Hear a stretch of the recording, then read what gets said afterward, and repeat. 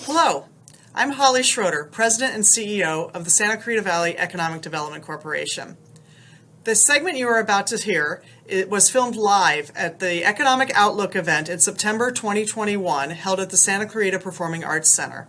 It featured a panel discussion by prominent business leaders in the Santa Clarita Valley, including Jan Swartz of Princess Cruises, Christian Harris of Suncrest Growers, Lance Williams from Williams Homes, and moderated by Todd Stevens of Black Knight Energy. This particular segment featured on workforce changes in technology and how COVID-19 affected workforce collaboration. Please enjoy this segment and the other segments coming forward.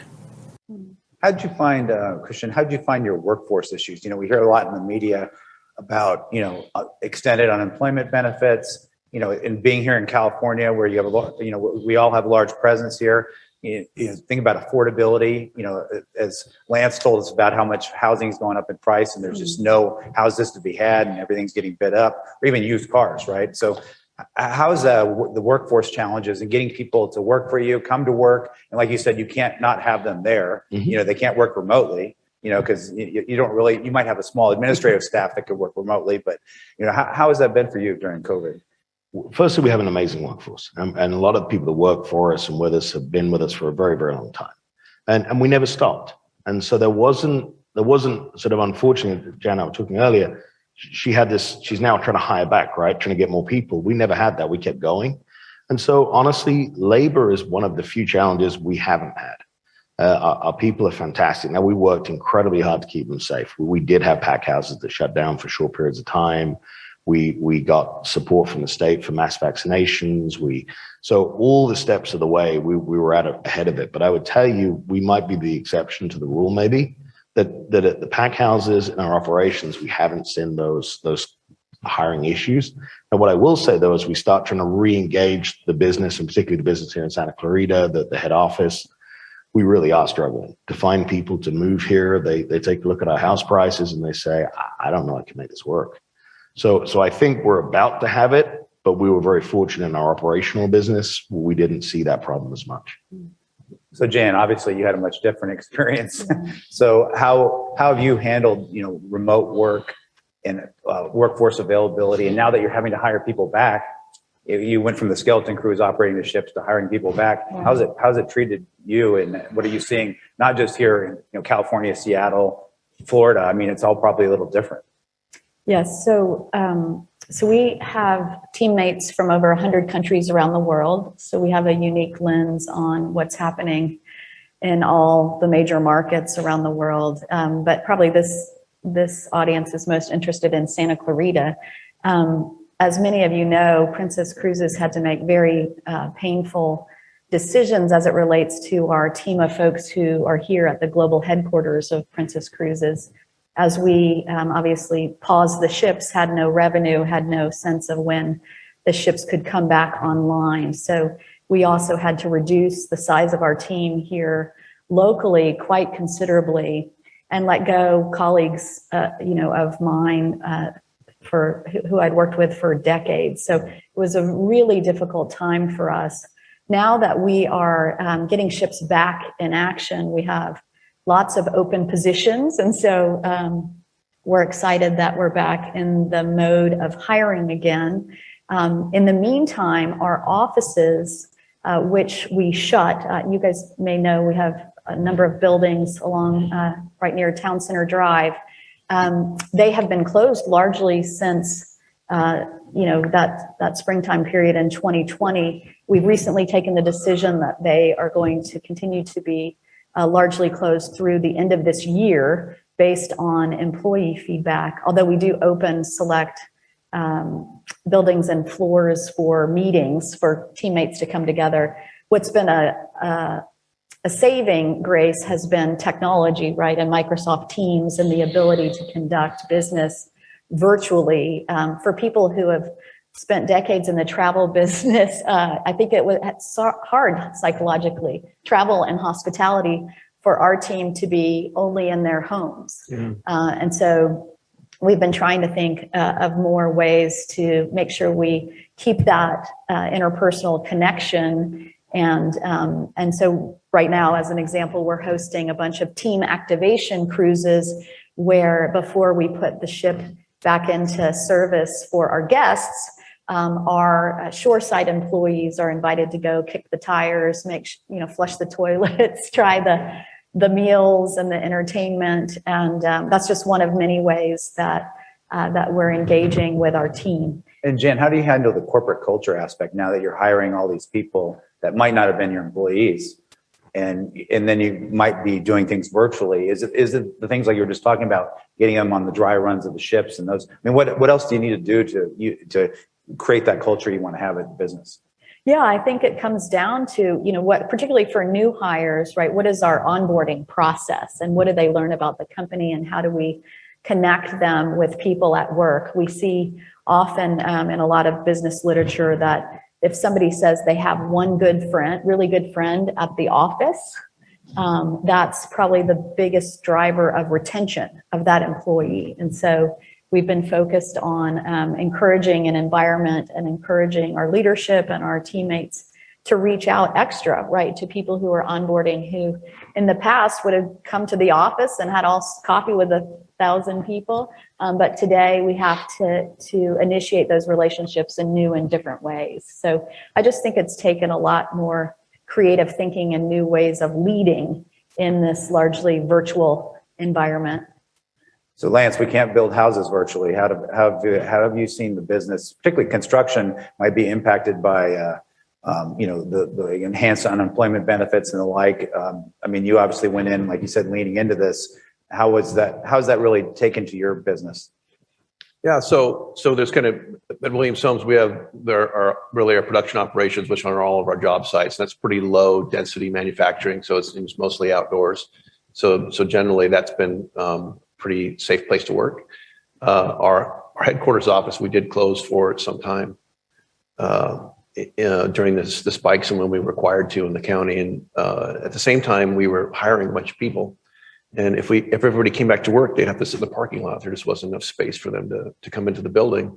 So it was a great time for us. At the time, no one's in their office buildings to go buy new office buildings. We bought a new office building 5 times the size of the building we were in.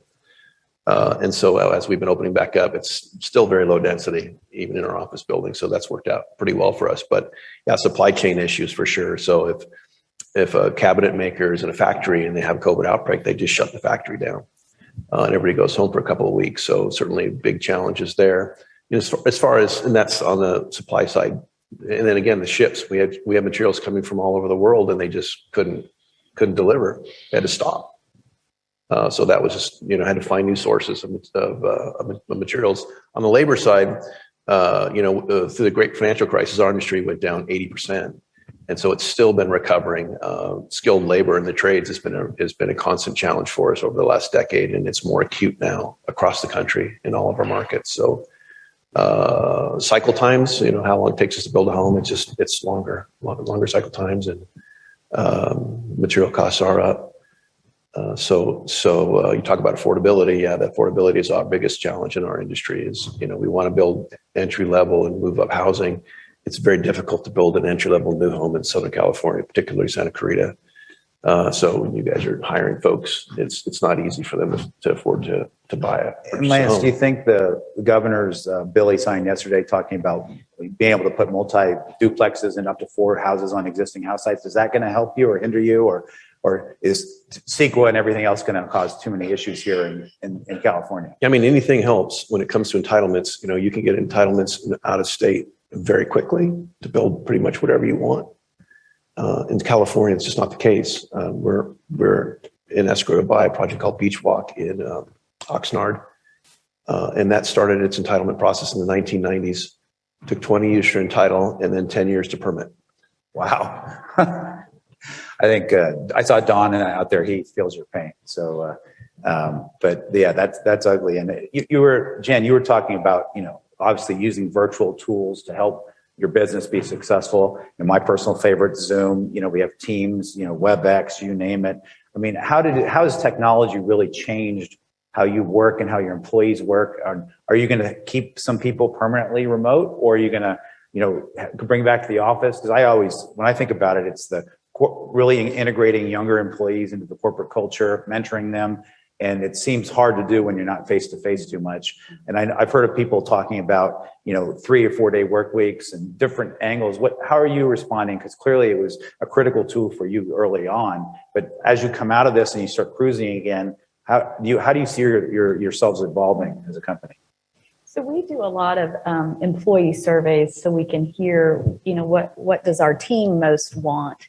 And I think where we'll probably land is some sort of hybrid model. I think so many people experienced working from home as positive in their life in many ways. As you know, in California, people also tend to have longer commutes at times, or challenges around kid drop off to multiple schools, and so the working from home, I think, has enhanced people's lifestyle, saved them gas money. And so I think what we're seeing in our survey results is an appetite to, when things return to a little bit more to normal, to have that place, to come together for a number of days a week, but perhaps not back to 5 days a week. And so we're going to work to meet that evolving need.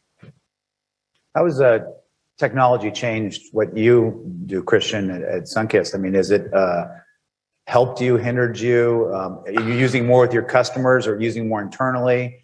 How has COVID changed it? Has it been, like Jan was talking about, shorter for the admin staff? Because obviously the pack houses are different, than what you do in administrative staff.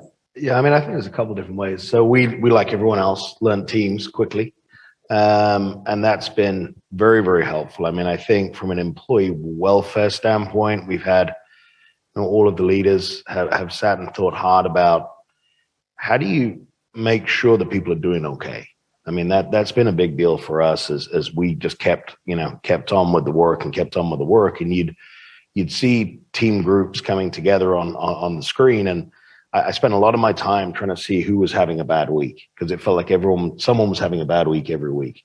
And I got a couple of phone calls. I got one of my people here in the audience I work with, and she called me a couple of times and said, "Hey, you doing all right? You look a little grouchy today." So I think we learned to care for each other a little bit more using technology. But one of the things, so we own a group, we have a department called RTS, Research Technical Services, where we do a lot of the sorting equipment.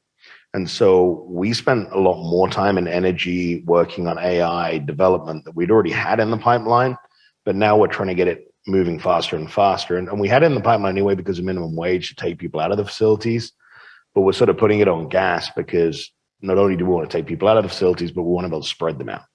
And so we're trying to sort of get technology to move faster for us a little bit so we can be safer longer term in the facilities.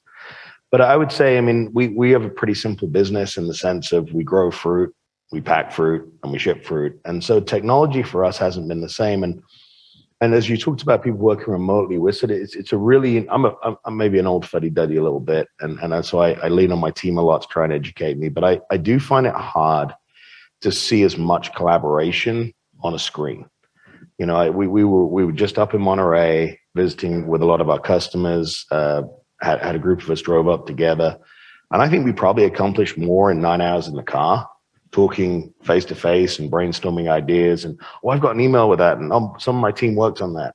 Just sitting in a vehicle going up. And it's those brainstorming ideas I think we're going to have to put a lot of thought into as we consider a hybrid work environment to make sure we don't lose the richness of that personal interaction. Because it's always just a little bit static, whether it's a telephone or a screen. And so I'm curious to see how everyone else goes about it so we can learn a little bit from them. So Lance, we know, because you got stuck in New York with the remnants of Hurricane Ida, that you're not always going into virtual and meetings, you're going in person.